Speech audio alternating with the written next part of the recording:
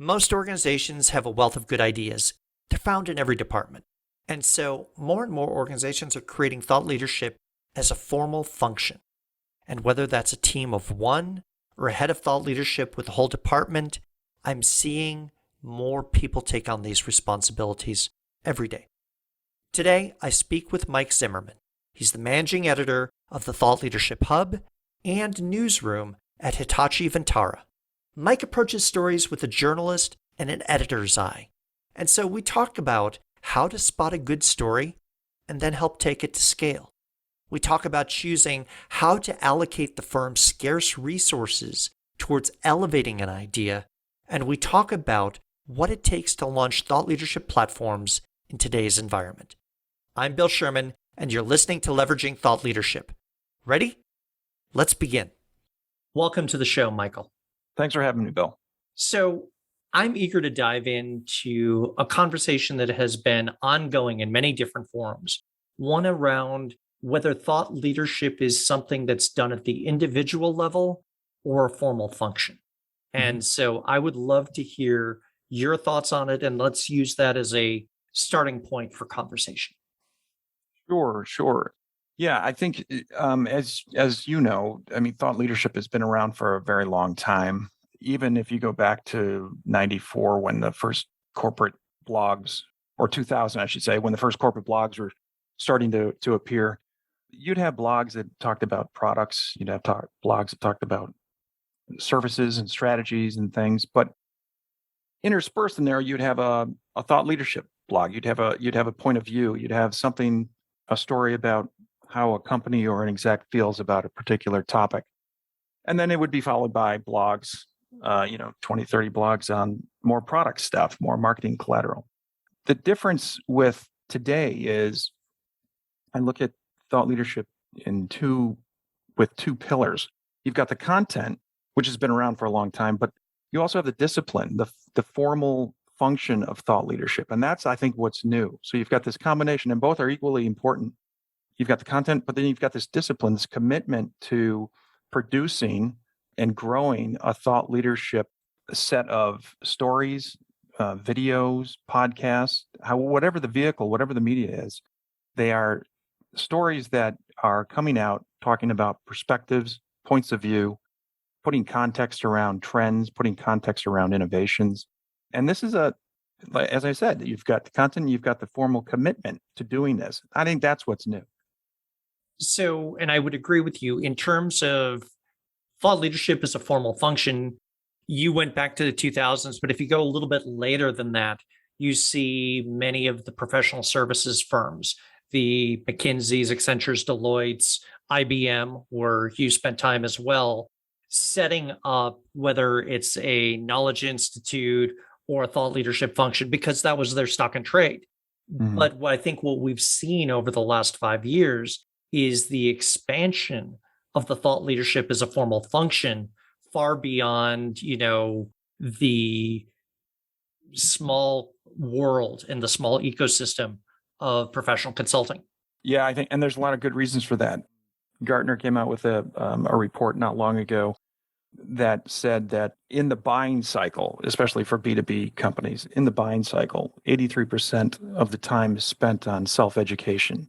It's spent, online research by the person that's procuring the service or the product. They don't contact the company until 83% of that work is done, 83% of that research is done. And a big piece of that is the thought leadership component, because more and more, and what this study showed was more and more folks want to understand not just what a company is doing, but why a company is doing it. And that's why, and that's one of the big reasons that thought leadership is getting the attention that it's getting. So one of the things that I think this is a place where B2B is catching up in some ways with B2C. You talk about that metric from Gartner, for example. If I was buying any major purchase, whether that's a car or if I was purchasing a home, I would be doing the majority of my research online before I contacted, right? Often now when I go into the car dealership, I've made informed decisions around what trim package I want, which vehicles I want to test drive, et cetera. And I think we're seeing that in B2B in a much more significant way where you're down selecting already even before first contact Oh to yeah, yeah. I totally agree. And if you think about it, if you play out that scenario, if 83% of the work is done upfront by you, the buyer, you, the consumer, then it makes that buying decision much faster, and that buying action much faster. So let's talk about this in an applied sense, if we may. So at Hitachi Vantara, how does the formal function of thought leadership, where does it sit and what area does it cover? Well, it's interesting because so I just joined in 2021, in November of 2021, and one of the reasons I did is because of their interest and their commitment to investing in thought leadership. It's relatively new for Hitachi Vantara, but to answer your question, we're putting it around across the company. So we've established a destination called Insights that just launched this week, January 17th, and we rolled it out with more than 50 homegrown stories about innovations and trends and our feelings about everything from supply chain to sustainability and points of view on all these topics. So it's across the company, it's integrated, and we'll probably talk about this more later. But when we speak about the formality of it, the operation is within marketing, and within that construct, we've got the Insights, which is what we call Insights by Hitachi Vantara, is the name of the site. So I'm the managing editor of it. I've set up a roster of subject matter experts. I've set up a cadence for frequency of content. I'm working closely with our social organization for weekly frequent amplification of the stories that we push. We've got the buy-in from senior leadership, and we've got a number of things that we're doing to just keep this ball rolling. And that's the name of the game. There's lots of stats about website traffic and everything, but folks come to a website and they spend 10 to 20 seconds before they leave. Mhm. Well, you need to have, as I mentioned earlier, the old days of blogging where you'd have a perspectives piece or a point of view sandwiched between, a dozen product stories on each side. That doesn't fly anymore. When someone comes to the site, they want to see something new. So your commitment to thought leadership has to be based on this concept of frequency. You need to continue to, and it's actually a good forcing function because companies should be thinking about why they're doing things. They should be articulating why they're doing things. Why is it important to do this? Why is it important to do that? So it all works out. But there's a formal, so you've got the commitment and the investment, but there's a formal, you have to operationalize it. And that's what we're doing at Hitachi Vantara. So let's dive a little bit deeper into the operationalizing in a couple areas. You talked Mhm. about getting buy-in from senior leadership on the vision for insights. And then you mentioned you went out and you built your list of subject matter experts for the topics that you wanted to cover from an editorial perspective. How did you go about recruiting people? And what sort of approach did you make? Because I'm sure for many of them, they're already busy. So, how do you make the ask for some of their time to create Mhm. pieces? Well, it's interesting because folks you'll find that when you start the process, you find that there's a lot of people that do want to be involved. There are a lot of people with points of view. There's a lot of people with perspectives.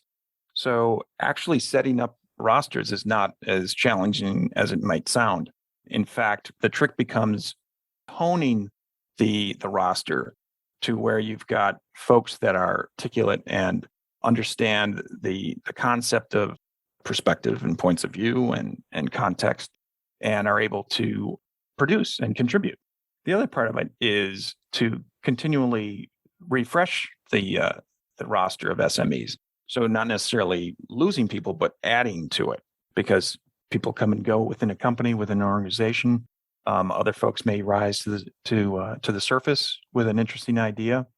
So that's not as challenging as it sounds, to be honest. But again, having the buy-in from leadership is key. So once the CEO and the CMO are emailing their colleagues about the operation, there's a trickle down effect that permeates throughout the company and people get on board.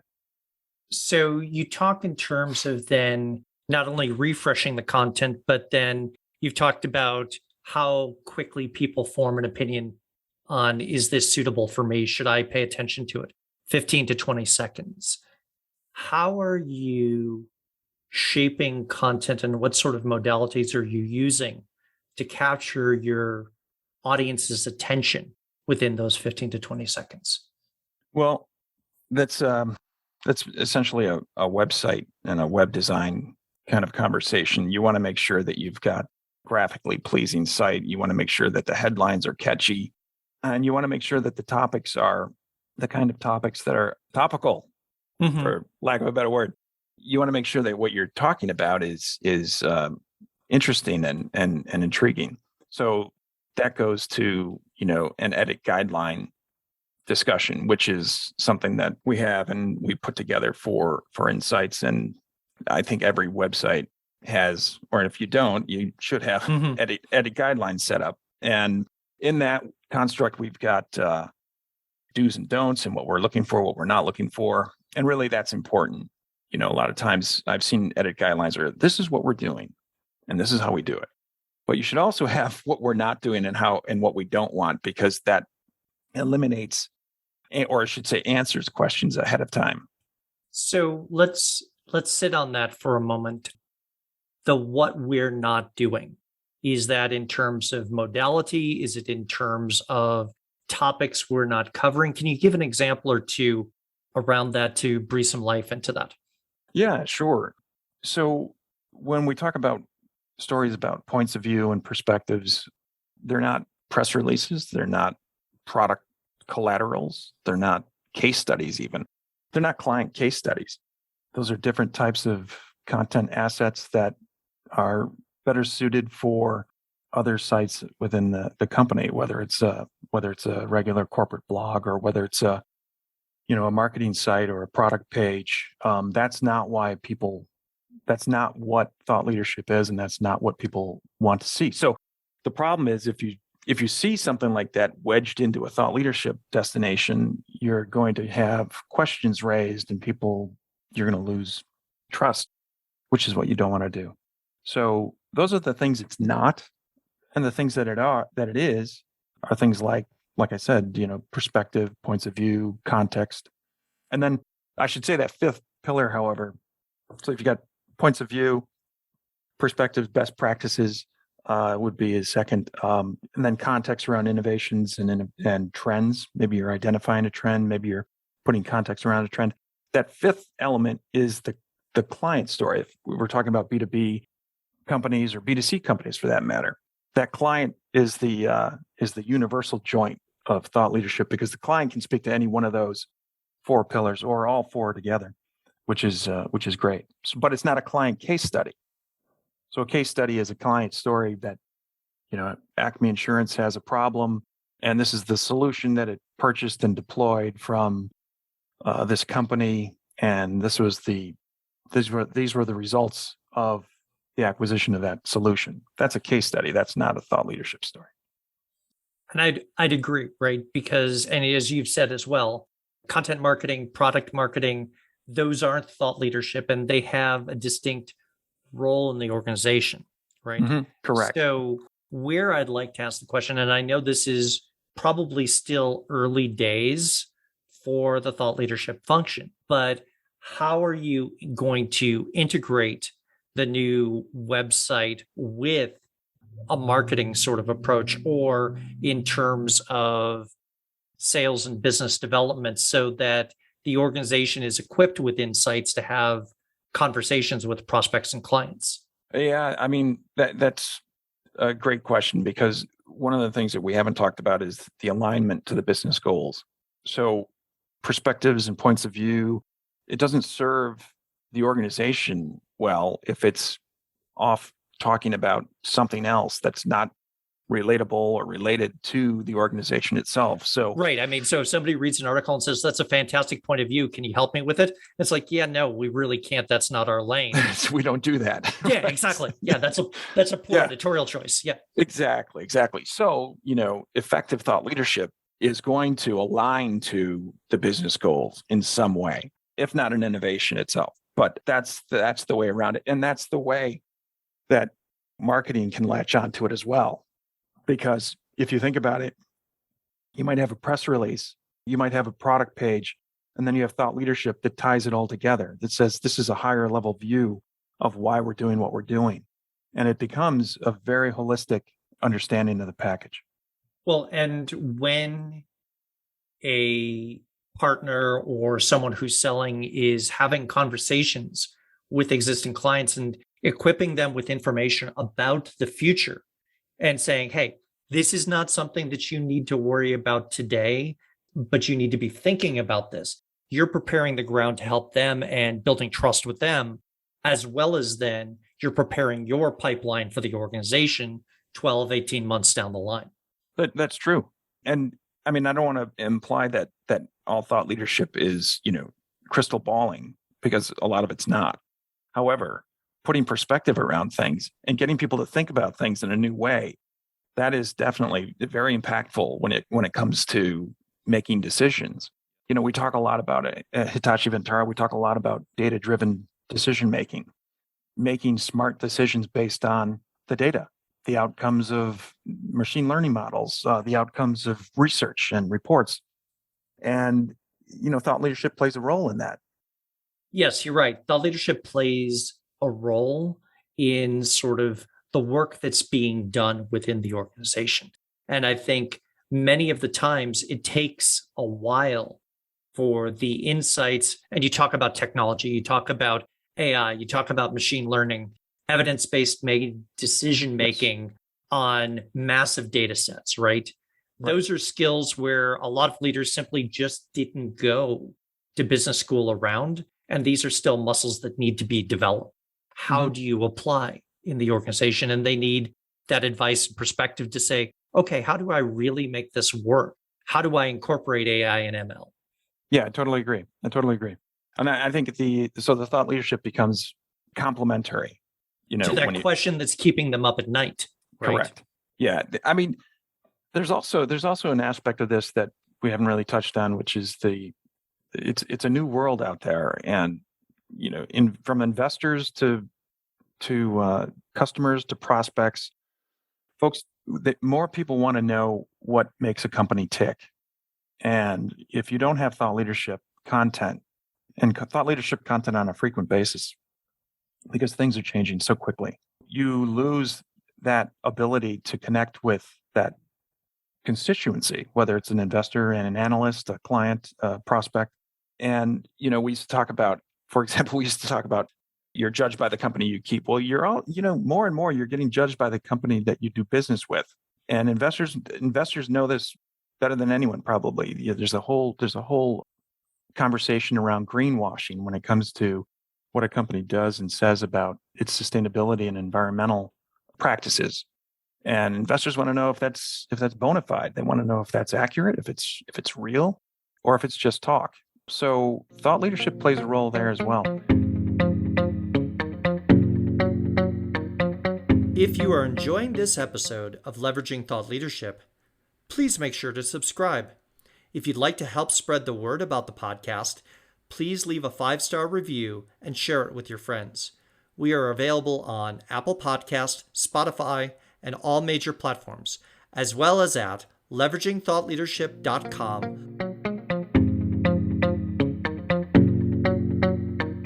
One of the things that I've seen, and you talked in terms of investors, is pre-IPO organizations have been making more of an investment into thought leadership. One, to attract investors as they're going through rounds of fundraising. Two, with an eye towards when they go public, then also saying, okay, this is the intellectual capital and the reputation that we've built in the market. And so when you talk about really reputational development, not only within your clients and prospects, but also with your investors and almost as an investor relations tool. Mhm. Makes a lot of sense.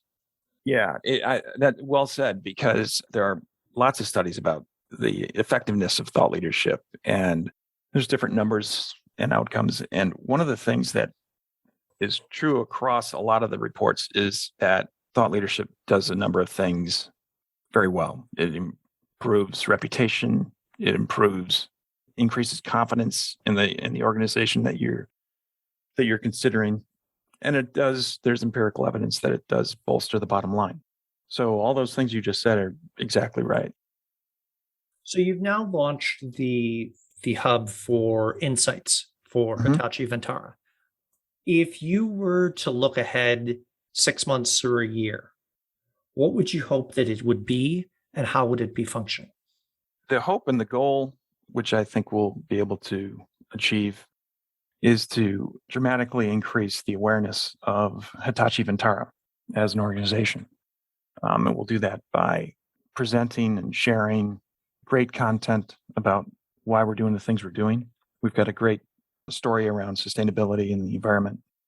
We're working closely with energy companies, in addition to our stock and trade, which is data, storage, management, the analysis of it. And this thought leadership destination is going to be a really strong component of the marketing organization as we go forward. And the proof will be in the pudding. I mean, we've got metrics, we've got numbers and goals that we want to reach. We want to increase it dramatically. We're starting from ground zero, so no place to go but up. But at the same time, we're pretty bullish on the fact that we've got a great organization behind it, and a lot of folks really interested in contributing and helping it to grow. And not to mention the fact that we've got a super robust social organization that is in lockstep with us and has been working with us from the very beginning in concert. And we started a massive amplification program this week, and that will just continue. And that's something that's significant, right? Because it's not just about creating and curating the thought leadership, but you've got to be able to deploy it effectively.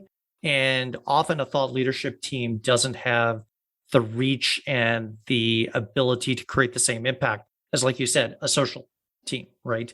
And That's so so, true. yeah, you Th- need allies there to help push it out. I would, yeah, it's exactly right. And I've been at organizations, I've been at organizations that have had really robust thought leadership programs, and the social element was not part of it.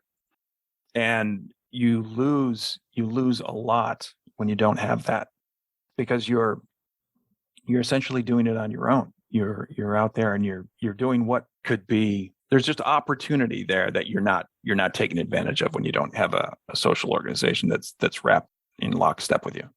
Well, and I think this goes back to the conversation we started with as a formal function, right? If you're integrated into the organization, that you're able to leverage the strengths of other teams and they understand what you can contribute and where they pick up the ball and run, then that works. But if you're just, and I know there are some folks who basically have started thought leadership for their organization or their business unit almost as an evenings and weekends activity because they saw a need for it and no one else was doing it, right? That's a huge delta between, hey, I'm going to stop and do this myself versus I'm part of the team. Right. Exactly. Yeah. And I just want to reiterate that when you have the buy-in from senior leadership, it really pays off. It really helps, because it does. Folks see that this is something that our leadership is behind. Our leadership is even producing stories for this operation. And that's when you start to get the buy-in across the board. And then it's just, I mean, it's lights out, because it's a matter of keeping the wheel spinning and things moving forward. And there's no stopping it. It's fantastic. It's a fantastic place to be. So it sounds like, in some ways, not only do you have senior leadership as champions, but also as role models who are also contributing. Is that a fair? That's completely fair. At Hitachi Vantara, that's exactly what's going on. And I think we touched on it a little bit, but thought leadership is such an abstract term. Oh, But absolutely. Yeah. but it really works for the, I mean, it works as a, as a functional banner. So people know what that actually means. People may not agree with what thought leadership the words are, but folks get behind the concept, which is good. And it takes different forms, so we're talking about the Insights website, which is mainly stories, but we're going to have more and more videos on that. We're going to have talking about podcasting on that, and so so thought leadership can take many forms, even events where you have presenters and speakers. I mean, these things, they all can be funneled up into the under the thought leadership umbrella. Oh, absolutely. And so there's even things such as VIP dinners where you get like-minded folks together, get Right. a very interesting speaker in an interesting and intimate setting, and just have a conversation about a topic of interest to the group. By creating community, sometimes in creating cross connections where people realize that they share similar interests, you wind up deepening their interest in the topic. True. True. Yeah, that's exactly right. Yeah, and there are those as well. I mean, I think of this is not exactly what you were talking about. I mean, but Bill Gates spoke about, the risk of not addressing the pandemic, or pandemics. I think it was in 2015 at Right. a TED conference. Well, I don't know if there's a better example of thought leadership than that in recent history, because not only wasn't he wasn't necessarily predicting. What he was doing was he was talking about, look, this is where we are today, and this is what's going to happen if we don't change things. This is a viable outcome. You can say the same thing about Al Gore talking about an inconvenient truth, for that matter. Mm-hmm. The same vein. There's something about putting a topic that's not being in conversation onto the table and say, we need to discuss this. Now, some people may dismiss that and call you a Cassandra and basically say you're a doomsayer or you're predicting the future and nobody listens. But the issue of taking something that isn't in the agenda and putting on the agenda, I think is very core to much of Hmm. thought leadership. Yeah, I totally agree. It's sometimes I liken it to, thinking about something that you already know in a different way. And I've got a great example of that. There's a great guy at IBM, who I worked with closely on a number of stories, and he's the CDO. And it was a couple of years ago, and there was a bias in AI was becoming a very hot topic because of the inequalities that it was servicing. And it was baked into the algorithm almost. It was baked into the algorithm, and a lot of the algorithms, whether it was finance, mortgages, healthcare, and so. But the CDO is Seth Dobrin, and a great guy, very very very smart, and he put together a blog post, and he sent it to me and said, what do you think of this?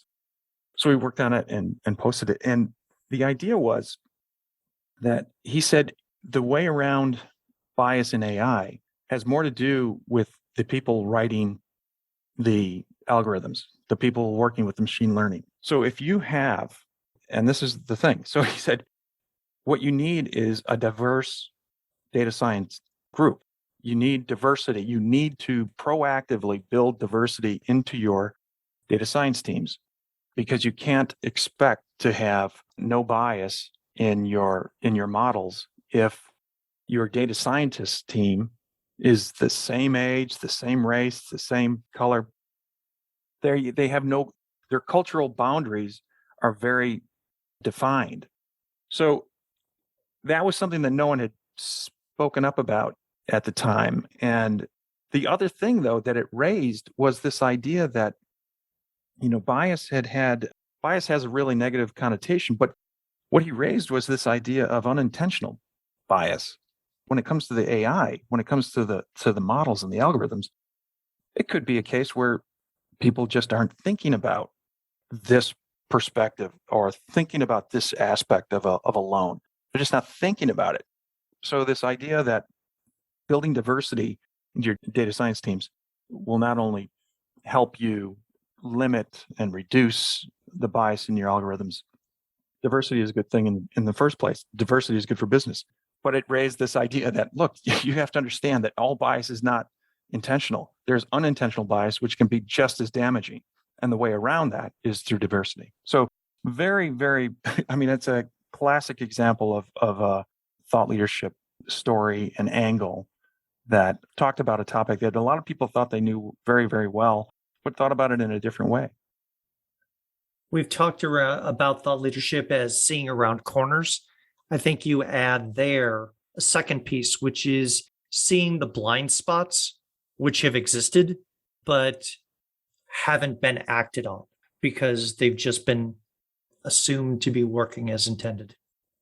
Right. There's another aspect to AI, which is observability, and I think that goes to what you're describing.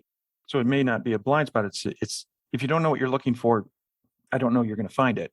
So that is part of that is, or at least in this instance, was part of the problem. So as we begin to wrap up, Michael, I want to ask you a question. And I know you've been practicing thought leadership in many different forms here at Hitachi Vantara, previously at IBM. And so my question would be, there are many people now who are entering the world of thought leadership as practitioners who are creating content or as people who are being asked by their organization to curate it. I want to ask you the question from a curatorial point of view. What advice would you give someone who is taking on sort of the head of thought leadership curatorial role and is new to it? Oh, there's a lot. There's a lot. I would probably start by understanding, of course, understanding what the business does and what it wants to do. Because if you're spearheading the thought leadership operation, you want to know what the company stands for, because that's going to be the anchor for your campaign, for your whatever it is, that whatever vehicle you're going to use for thought leadership, that's going to be the anchor. What is the company doing? Why is it doing it? And then it has to do with understanding and laying out a plan, a roadmap for architecting the operation. Like I said earlier, identify who your SMEs are. And yeah, I'll tell you, one of the things about the SME, subject matter expert, is not just about identifying it. You've got to work with them, and you work with them on a story by story basis. You are story mining. That's where a lot of the journalism background comes into play, because not everything is as we already indicated, not everything is a thought leadership story. So you might go into a meeting, and I've done this many, many times, where I go into a meeting about a story that somebody pitched me, but it's not a good story. And it's certainly not a thought leadership story, but something they say in the meeting pops up as an interesting angle. And we just veer into that and we take that angle. Other times a story pops up and it's not good for thought leadership, but you know what? It's good for over there. So setting up the SME roster, working with your execs and your subject matter experts, setting up the operation, the cadence, get a schedule going. There's a lot of logistical things that have to take place. That's what you work on. But it starts with the anchor. And the first thing that you called out to is understanding the business and the business objectives. And I would say for many practitioners of thought leadership, especially if you're in that curatorial role, I would add to that and say, the more fluent you can be about business and understand what senior leadership is looking at and what they're measuring and caring about and how they're trying to achieve it, the easier it is to align the thought leadership function. So yeah, I want to Totally draw a bright line under the business alignment piece. I like the way you said that too. What does the company care about? That's the big part of it. Otherwise, you're creating smart ideas, but they're not connected to the business, and ultimately thought leadership stumbles. Exactly. That's exactly right. So, Michael, I want to thank you for joining us today for a great conversation around thought leadership as a formal function. And congratulations on the launch on the Insights platform. Hey, Bill, thanks very much. It was a lot of fun to talk to you about this. If you're interested in organizational thought leadership, then I invite you to subscribe to the OrgTL newsletter. Each month, we talk about the people who create, curate, and deploy thought leadership on behalf of their organizations. Go to the website orgtl.com and choose Join Our Newsletter. I'll leave a link to the website as well as my LinkedIn profile in the show notes. Thanks for listening, and I look forward to hearing what you thought of the show.